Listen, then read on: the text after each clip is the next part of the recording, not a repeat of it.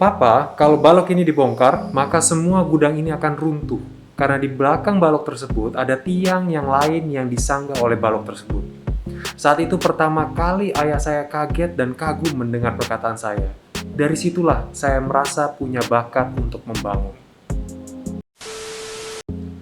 Halo Sobat Prima Plastindo.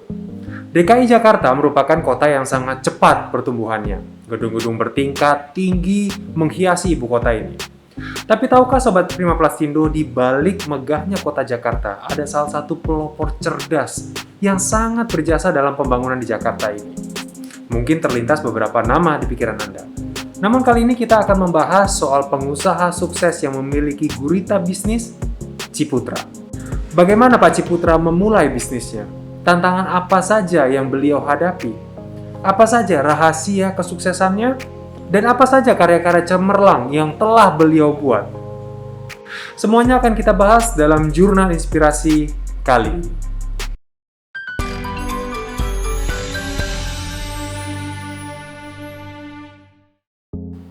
Sebelum lanjut, jangan lupa untuk subscribe channel ini agar Anda tidak ketinggalan berita dan informasi terbaru seputar industri dan bisnis plastik. Sebelum kita bahas soal kisah suksesnya, kita mau menengok dulu masa kecil dari Dr. Insinyur Ciputra. Beliau lahir pada 24 Agustus 1931 di Parigi, Sulawesi Tengah dengan nama Chie Chin Huan. Beliau harus menghadapi berbagai kepahitan dalam hidup semasa kecil. Tahun 1938 terjadi gempa bumi yang hebat di Sulawesi Tengah yang mengakibatkan tsunami dahsyat di Teluk Tomini. Parigi termasuk desa yang porak-poranda. Beruntung Papa dan Mama selamat. Kenang Pak Ciputra dalam biografi Ciputra, The Entrepreneur, The Passion of My Life, karya Albertine Enda. Saat berusia 6 tahun, ayah dan ibunya menitipkan Pak Ciputra kepada tante dan kakeknya di Bumbulan, sebuah desa kecil di Gorontalo. Beliau dididik dengan sangat keras. Di sana, beliau belajar di sekolah Belanda. Namun, tidak bisa naik kelas karena nilai bahasanya yang merah. Beliau juga mengakui jika dirinya adalah anak yang nakal saat kecil. Nah, tahun 1945, Jepang mulai menjajah Indonesia. Ayah dari Pak Ciputra ditangkap oleh polisi rahasia Jepang dan dipenjarakan di Manado. Ciputra tidak pernah bertemu lagi dengan ayahnya sampai ayahnya dikabarkan telah meninggal. Di usia 12 tahun, beliau harus menjadi tulang punggung keluarga dan beliau berburu binatang di hutan untuk bertahan hidup saat itu. Setelah tamat SMA, beliau pindah ke Pulau Jawa dan melanjutkan pendidikannya di Institut Teknologi Bandung atau ITB dan mengambil jurusan arsitektur. Pada tingkat 4, dia bersama kedua temannya, Budi Brasali dan Ismail Sofyan, mendirikan usaha konsultan arsitektur hanya dengan bermodalkan ilmu arsitektur di bangku kuliahan. Pada tahun 1960, setelah lulus kuliah, beliau pindah ke Jakarta. Beliau mulai bekerja sama dengan Pemda DKI mendirikan PT Pembangunan Jaya atau Jaya Group, dan proyek awalnya adalah untuk merapikan kawasan Pasar Senen yang kemudian diberikan kebebasan dalam proyek Taman Impian Jaya Ancol.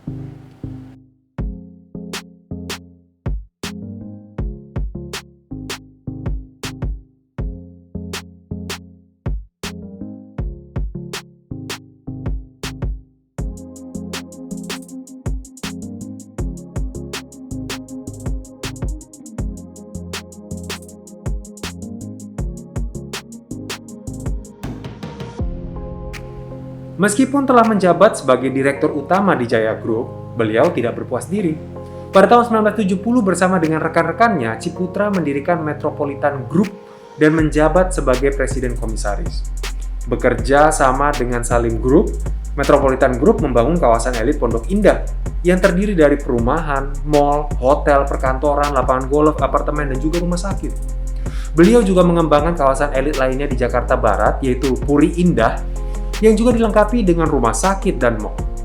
Menggabungkan kekuatan grup Metropolitan, grup Jaya, grup Salim, dan grup Sinarmas, Ciputra kemudian menggagas pembangunan kota mandiri pertama di Indonesia, yaitu BSD alias Bumi Serpong Damai. Maka pada tahun 1980, Ciputra bersama dengan anak-anaknya mendirikan perusahaan keluarga Ciputra Group. Dan proyek pertamanya adalah Citra Garden City, yang kemudian merambah ke Citra Raya Tangerang.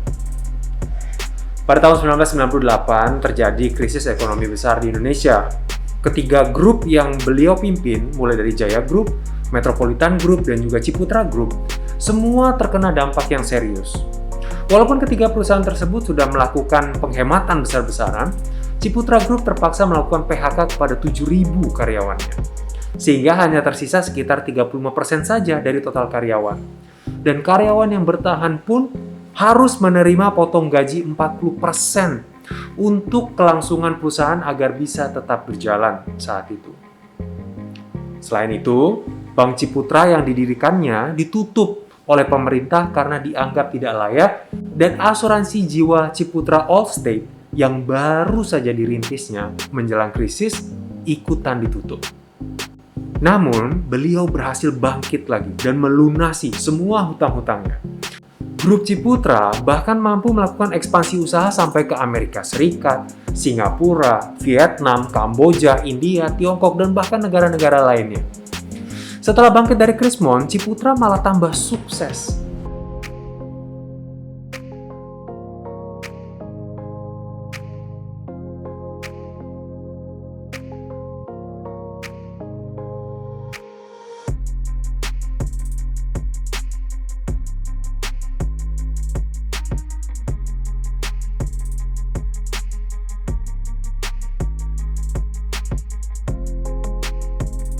Beliau membeberkan kunci suksesnya yang dikenal dengan istilah IPE. Apa itu IPE? Integritas, profesional, dan entrepreneurship. Pertama, integritas. Itu mengenai moral. Kita harus jujur. Janji adalah utang, kata Pak Ciputra. Jujur dan menepati janji, Sobat 15 Indo pasti setuju jika itu adalah hal yang penting untuk membangun kepercayaan klien. Lalu, yang kedua adalah profesional. Kita harus ahli, maka saya tidak masuk macam-macam usaha, karena saya mau masuk di tempat yang saya betul ahli.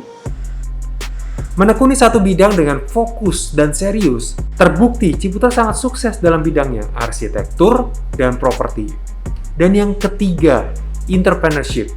Jadi tentang inovasi, kita harus terus melakukan inovasi. Jelas Ciputra menambahkan. Inovasi, hal-hal baru yang bisa memberikan dampak positif pasti akan dengan mudah diterima. Ciputra juga dikenal sebagai seorang filantropi, alias orang yang sangat aktif berkegiatan di bidang sosial. Yayasan Don Bosco, Yayasan Ciputra Pendidikan, Yayasan Tarumanegara, dan beberapa yayasan-yayasan lainnya yang beliau dirikan adalah bukti kepeduliannya untuk membantu orang lain. Pada usianya yang ke-75, Ciputra juga memberikan kontribusi di bidang pendidikan. Beliau mendirikan Universitas Ciputra dan juga sekolah-sekolah lainnya. Pendidikan yang beliau dirikan bertujuan untuk mempersiapkan para lulusannya menjadi pengusaha, khusus sekali nih untuk menjadi pengusaha. Ciputra dikenal sebagai sosok penyebar entrepreneurship atau kewirausahaan di Indonesia. Ciputra juga sangat mencintai dunia seni, terutama seni lukis dan seni patung. Berangkat dari kecintaannya tersebut, dia mendirikan Ciputra Artpreneur yang berlokasi di Kuningan, Jakarta Selatan. Sebuah pusat seni yang terdiri dari teater, galeri, dan juga museum. Museum Rekor Indonesia alias MURI menobatkan Ciputra sebagai wirausahawan, peraih penghargaan terbanyak di berbagai bidang dan penyelenggaraan pelatihan kewirausahaan kepada dosen terbanyak. Ciputra juga dinobatkan sebagai Entrepreneur of the Year 2007 versi Ernst & Young. Majalah Forbes juga memberitakan jika Insinyur Ciputra merupakan peringkat ke-21 orang terkaya di Indonesia dengan total harta sekitar 1,4 miliar US dollar atau sekitar 19,7 triliun rupiah pada tahun 2017 lalu. Pak Ciputra, tokoh besar dan senior dari properti ini, meninggal dunia di usia ke-88 pada Rabu 27 November 2019 pada pukul 1 dini hari waktu Singapura. Pak Ciputra meninggalkan kesan yang mendalam bagi para pekerjanya. Dalam setiap kesempatan, beliau selalu menyebarkan semangatnya bahwa my biggest project is my next project. Harapannya adalah memberikan peninggalan karya dan jejak prestasi yang baik untuk diteruskan oleh generasi mendatang. Tulis tim Ciputra. Sekarang, karya-karya beliau mulai dari kota-kota mandiri, apartemen, sekolah, universitas, hotel, mall, rumah sakit, theme park, pasar modern, dan yang lainnya masih bisa kita nikmati. Nah, itu adalah jurnal inspirasi kita kali ini tentang Pak Ciputra yang sangat inspiratif. Bagaimana menurut Sobat Prima Plastindo? Tidakkah cerita ini menginspirasi Anda? Anda juga bisa request apabila ada tokoh inspiratif favorit Anda yang ingin kami bahas dalam jurnal inspirasi Prima Plastindo. Maka silakan tinggalkan like, komen, serta share video ini kepada teman-teman yang lainnya. Dan jangan lupa untuk subscribe channel ini supaya bisa terus mendapatkan video-video terbaru seputar bisnis, kisah inspiratif, dan perkembangan dalam bisnis dan industri plastik. Sampai bertemu di video selanjutnya.